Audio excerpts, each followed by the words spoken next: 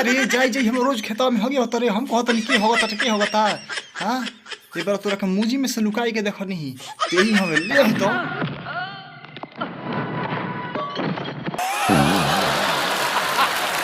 पैसों की बात नहीं है चौधरी। बस मैं ठीक होना चाहता हूँ, तुम मुझे ठीक कर दोगे तो मैं तुम्हें बहुत सारा पैसा दूंगा। अरे भाई, हमारे यहाँ जो भी आया वो बिना ठीक हुए नहीं गया और तुम भी ठीक हो जाओगे। और हाँ, जब भी तुम्हें लाइटिंग लगे मेरे पास आ जा, बाकी पैसा अभी ना दे भो।